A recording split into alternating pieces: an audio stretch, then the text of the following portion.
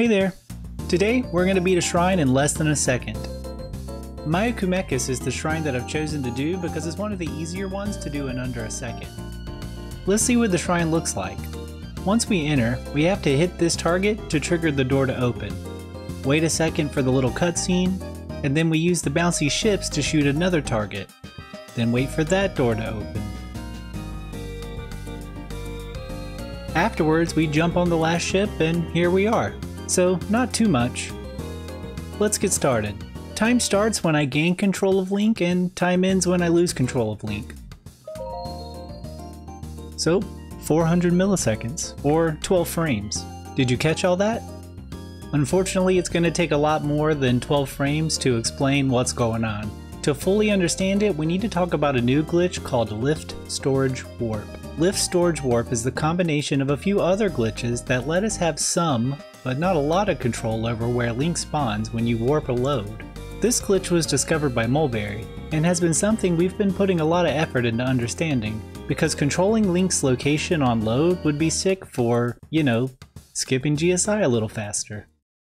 The only way to understand lift storage warping is to understand the glitches involved to create the scenario. And it's a few more than the usual. Fuse entanglement is a glitch that allows us to have an object bound to the state of our shield, while still being an object we can control in the game world. We can do this by using our ability wheel to interrupt the fuse process and change our shield. After we have fuse entangled, if we load a save or put the shield away, the object will get deleted. To overcome that, we use Zuggle. Zuggle allows us to smuggle a shield through saves by putting our back against a wall, and dropping the shield, equipping a new shield, and dropping that shield also in a very short amount of time. Now this shield can move between saves. And because the state of the object is bound to the shield, the object will transfer as well. The combination of fuse entanglement and Zuggle is known as a Zlot, or a Zuggle load object transfer. We call these objects Zlotted objects. Zlotting an object opens the door to another glitch called a recall lock. Recalling a Zlotted object and loading a save mid-recall causes the object to be frozen in time until we recall it again. So how do we make all that into this? Well, Zlotting can move objects across saves, but it can also move objects into shrines as well. So this is what the shrine we are working in looks like in the overworld. This is literally how Hyrule and this shrine overlap. There is no estimate here. If I could have them both loaded in at the same time, this is exactly what it would look like. This is because the box that contains all of Hyrule also contains the shrines as well. Whenever you load into a shrine, the game just removes Hyrule and loads in the shrine.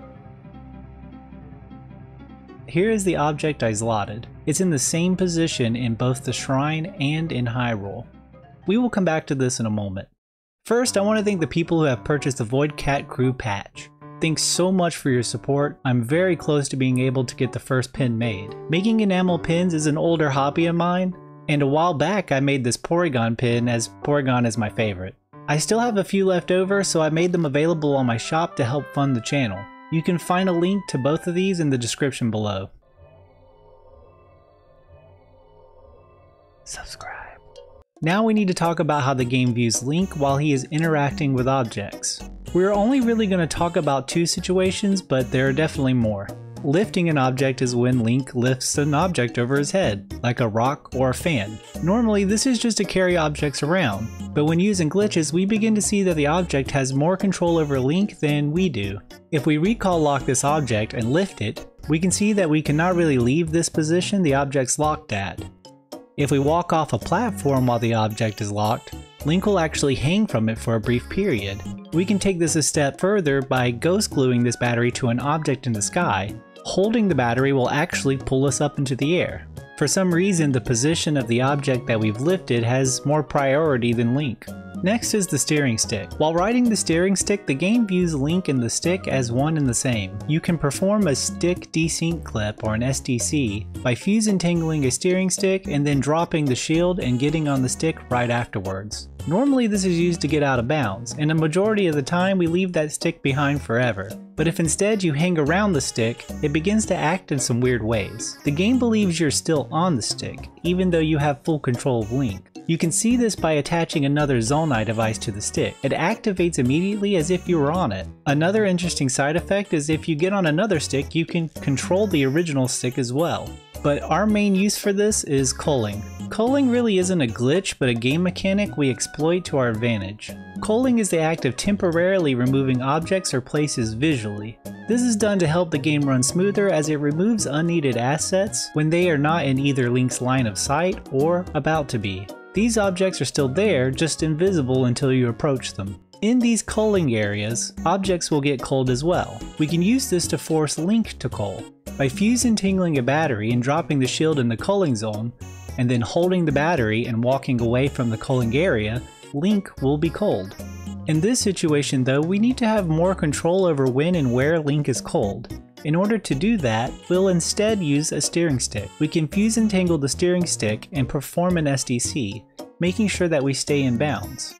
We can't ultra hand the stick because the game thinks we're currently on it, so we glue something to it and drop it in the culling area. Now if we walk away, we will get culled as soon as we leave the area. In order to have more control over that, we will pick up the weapon we used to fuse entangle the steering stick. While this weapon is on Link, the stick will not get culled, so we can walk away without getting culled. And to cull Link, we only need to drop the weapon.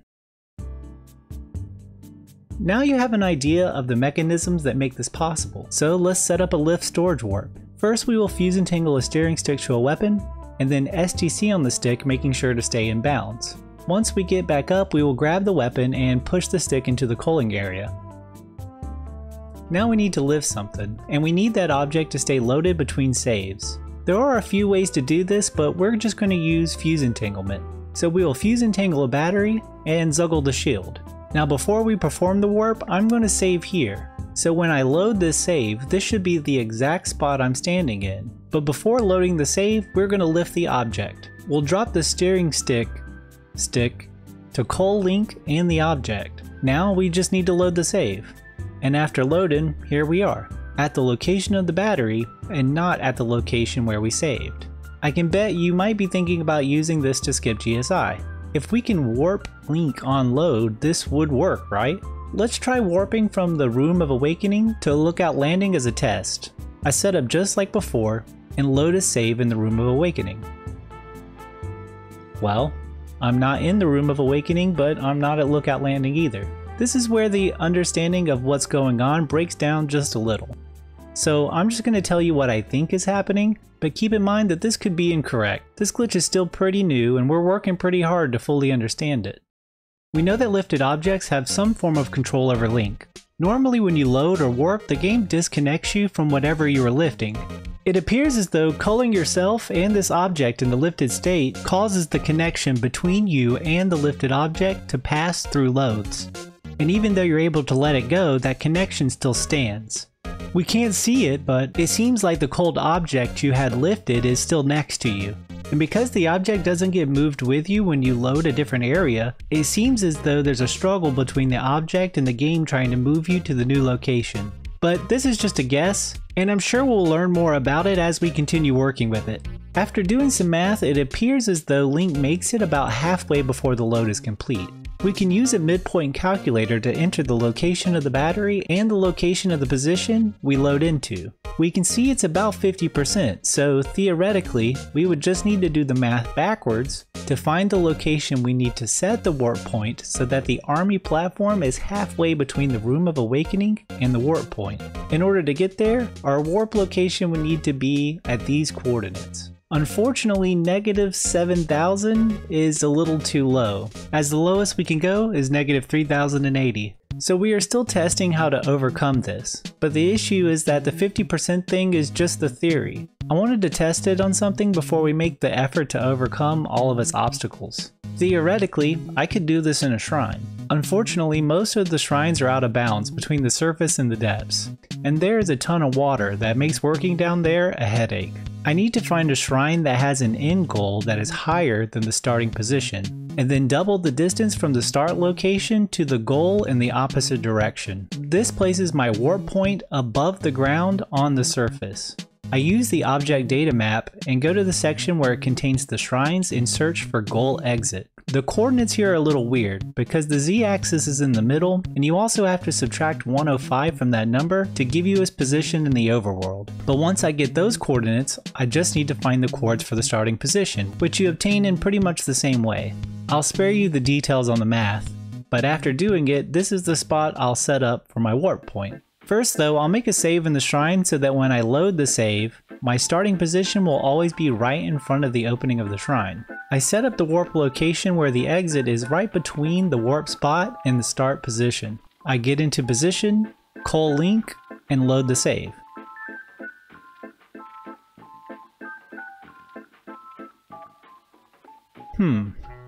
Well, I would say this is bad news, and maybe I'm wrong about the 50% thing, but I noticed something. Just eyeballing it, it looks like the goal is about halfway between me and the starting point. I could still be wrong about the 50% thing, but it appears as though the distance is short enough to just put the warp location at the exit of the shrine. And while this is no longer testing for warping to the army platform, I kinda have to try it. So I put my warp location right at the end of the shrine. I call link and load.